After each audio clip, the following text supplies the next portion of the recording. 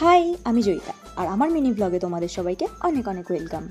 আজও সকালবেলায় ঘুম থেকে তাড়াতাড়ি উঠে পড়েছিলাম, কারণ আজ লাস্ট ডিউটি যেতে হবে আজকের দিনটা হয়ে গেলে 4 দিন আমি আরামসে ঘুমোবো, কেউ আমাকে ডিস্টার্ব করবে না। তো প্রতিদিনের মতো আজও তাড়াতাড়ি উঠে ঘরের সমস্ত কাজ করে স্নান করে রেডি হয়ে বেরিয়ে গিয়েছিলাম ডিউটির জন্য।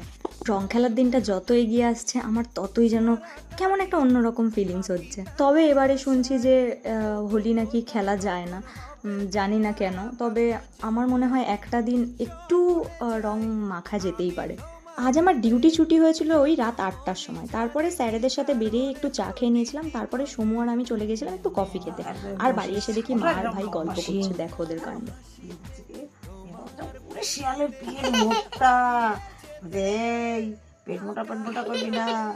কুলতলার বেজি খেয়েছি, লঙ্কা তলার বুড়ি খেয়েছি, বেগুন তলার বুড়ো খেয়েছি, সাথে ভাইয়ের বউ খেয়েছি, তোর খাবো। যেই না খেতে গেছে